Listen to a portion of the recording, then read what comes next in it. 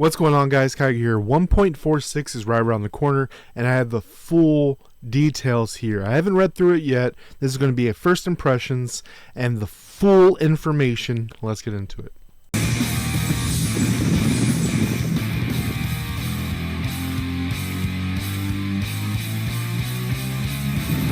Alright guys, let's get to it.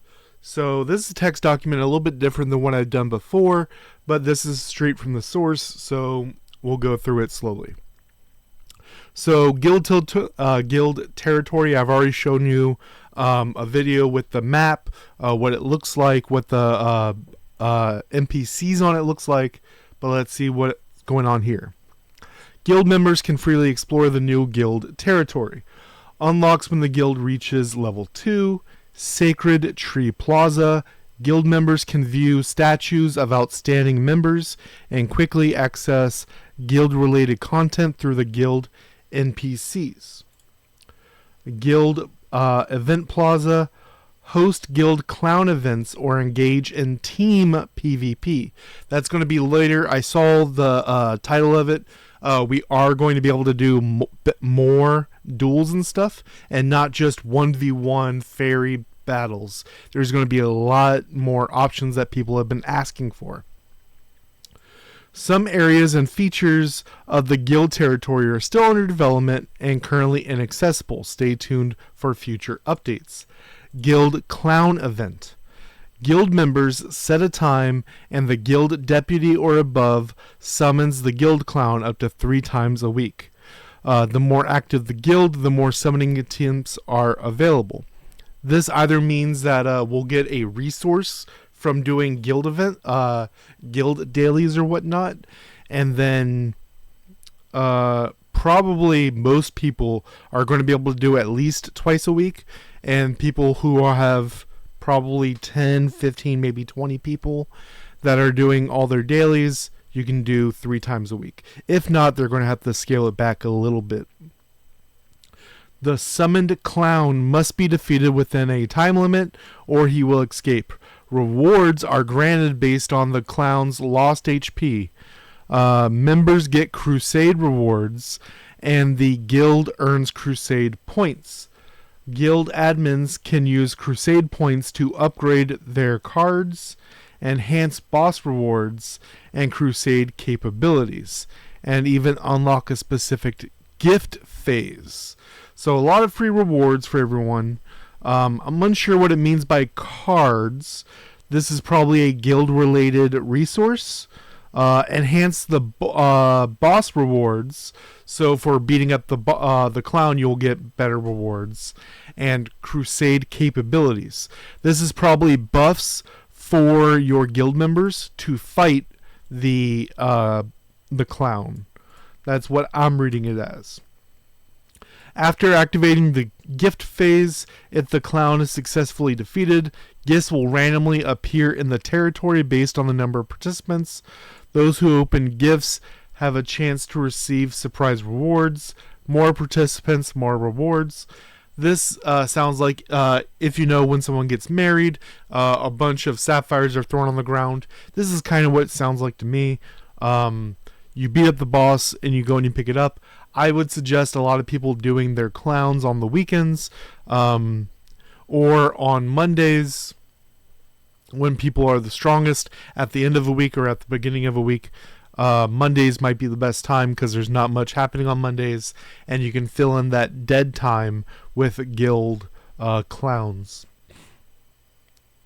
New warehouse. Adventurers can now store unused items in the warehouse. No need to worry about limited bag space any longer. So by unused items, this is probably going to mean life skill items like meals like cake, stuff like that for stat boosts, as well as the ones like Star of Devastation, things like that for stat boosts, as well as probably gear and God Bless books that you can probably put in the warehouse and then people can grab it.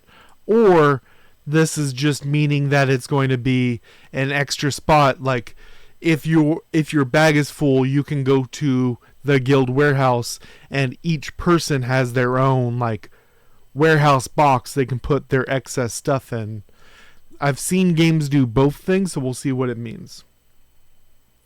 New fate card advancement. When adventurers have at least 10 fate cards with 1800 or higher, additional enhancement unlocks, allowing further enhancement of fate cards. So I'm unsure if this means, as you know, like blue goes to +6, purple goes to +9, yellow goes to +12, and red goes to +15. I'm unsure if this kind of sounds like it means they can do an extra +3, or it's saying everything can go up to +15 to equal out a red, or everything gets +3. I'm unsure how that's going to work out. New IO core combinations. Blue and purple IOs can now be combined into higher quality of the same type. Only core parts can be combined. That means it's saying core parts, meaning core parts. Wait a second. IO cores. So only core is what it sounds like. It sounds like you can't do the pieces, which is weird. I guess this is so people in the lower Burning Soul battle can put them up. That's kind of what that wording sounds like. Core. I'm hoping it works for all of them, so you can, like, if you're getting purples, you can put three order purples together and have a yellow order IO. We'll see. New antique quality guild emblems. That would be red. I've already seen this in the down mines that I've talked about before a while ago. Another one that's been in the mines for a while is the next level of what's it called? Crystals. The next level, like level 8, level 9, level 10, stuff like that. Antique quality guild emblems have been added with enhancement level caps raised to 50. After reaching 40, further upgrades require emblem essence, which emblem essence are, if this is the same one I'm thinking of, it's from dismantling emblems and you get essence. So once you get them to level 40, you need essence to raise them 41, 42, 43, up to 50. Now, if this red tier follows the same kind of a scheme that other red tier stuff have done, such as fate cards, it'll probably have one extra stat on it, as well as slightly higher base stats. So we'll have to see what the differences are, if they're adding new guild emblem effects, which I don't think so. They generally would say something like that. This is a cool one. Friendship feature. So just like we have couples, this is friendship. Chat and play with friends to earn friendship points. Special features will unlock as your friendship level increases. Dual invite enhanced. Now includes multiple duel modes, and you can initiate team PvP. So this sounds like we'll be able to do top league duels, so like no fairy, or Burning Soul battle rules, where it's like take less damage for blocked hits, do more damage for unblocked hits, or burn the damage over time, stuff like that. New chat bench feature. Chat in private with your friends at your home or on chairs or benches in the world. Upcoming bench toys will allow you to chat in the wild as well. Stay tuned for future updates. Chat horn feature. Use the chat horn function in the chat channel to send server-wide broadcast message. This sounds like I think they call it Demeku or whatnot, where the words come across the screen. The only time that forcefully happens is when you use the drums and Guild Boss. It says your name has done the drum that goes across the street like that. Or if you are watching a Burning Soul battle and you type something in the chat and the words come across the screen like that. That's kind of what it sounds like. Horn, game balance adjustments. This is going to be class and fairy buffs. For class, it's gladiator and marksman are the only ones getting buffs here. Talent skill, gladiator rock, which is the passive. Max HP converted to attack instead of 3% as it is now will now be 4%. Also grants 10% damage reduction when consuming HP. So if you use Moonslash or Punitive Chop, you will get 10% damage reduction during that cast. Moonslash is also getting a 6% damage increase, and Punitive Chop is getting a 5% damage increase. Some pretty hefty buffs for Gladiator. Marksman, Never Miss, which is that gives you the crit and crit damage buff, now also gives you immunity to knockback effects. There's going to be a cooldown, but that's not listed here for amount of time.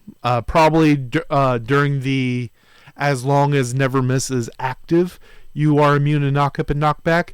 That is nice because when you go Never Miss into multi-arrow, there are issues where someone will knock you out of your ability, either a Moonslash, a knockup, a knockback, things like that. The only thing that will knock you out of it now is either a pure stun ability or a skill cancel ability like Armor's Grenade, the third skill that cancels skills. Vortex Arrow, which is the top left skill that you can control the direction of it, now get 5.5% increased damage. And Shattering Arrow, the one that no one uses, the second skill that does the fan in front of you that locks you in place, is getting a 4% damage increase. This is the only buff here that isn't going to matter. Fairy Balance Adjustment, Snapdragon is getting a buff. Showtime, which is the ability, expands the attack radius of the skill, greatly increase the attack range of the summoned goldfish. So when you do so this first line is the lasers that it shoots out is going to go further, and the basic attacks that the goldfish do when they're sitting around is a bit further. During the charging phase, the skill now orients towards the target. So when you cast it, she summons the goldfish to shoot the lasers. Right now it just shoots in front of you whenever you click the button. Now the goldfish are going to kind of follow them a little bit. It's a partial lock on, very similar to, let's say, Laurel is considered a partial lock on, where it'll follow to an extent. If someone burns a dodge, they'll still likely get out of it. Optimizations, these that's everything new being added. Now we have the optimizations. Fixed an issue of adventures, forgetting to claim Flower Fairy season quest points. Unclaimed points will get added to your mail at 5 a.m. the next day. Added multiple rewards feature to the Fantasy Beast Forest. Consume up to 3 balls at once. Oh, that is so great. So if you beat up one monster and go to capture it, you can do 3 at once. That is great. Mysterious visitor in Fancy Beast Forest will now appear only once per day on 1 or 2. So right now you get him on first and second floor. Now he's going to go between them. Hopefully they increase the rewards to equal what it was for doing 1 and 2. Ancient Ruins and Dragon Lair. When a teammate uses multi-rewards, the adventurer who came to assist will get multiple assists in the mail. Thank God. That's a huge thing. Couple Shop now offers new items. Dress Up Star and Mount Star unlocks at Intimacy level 5 and 8 respectively. So Dress Up Star is what increases the level of them. Also at 2-star and 5-star, they add different glowing effects. And Mount Star is increases the stats that a stat mount gives you. So this is nice that couples can get it. Added more couple intimacy gift items. Please check for future events. When there is a potential partner match, a red dot notification will now appear on the Find a Partner interface. So if someone is searching for a partner on the Find Partner thing, it'll show a red dot letting you know, hey, someone's looking. Social Chameleon exploit medal now includes additional related exploits. That is, thank God. Storage time for local private chat message increased. That means, I think right now it's 6 hours. So if something was in World or Guild chat up to 6 hours ago, it'll still be there when you come back in. As well as number of chat was a limitation. But now they're increasing both of those metrics, it sounds like. Added filtering option for Flower Fairy Wheel generation, allowing you to view slot 1, slot 2, slot 3, and slot 4 separately. That is good. I have an issue getting good slot 3s and slot 4s. Burning Soul battle scene optimized. The frequency of vision obstruction from walls is reduced. This is also an issue in Arena, where you load in and you try to get an up view. That pillar behind you obscures you and whatnot. Improve the item purchase pop-up window for exchangeable items. Your current item count and purchase limits are now displayed. Now it tells you the limits of everything you can get. That's great. I hope to see more buffs for classes and fairies in the future. Obviously, would love to see more guild territory stuff added. They're doing more friendship couple stuff. The couples allowing you to get the added stuff that right now you can only get for Kabbalah for free if you actually do the couples thing. I think that's a good thing. I like the direction the game's going. Let me know what you guys think down below. Until next time, guys.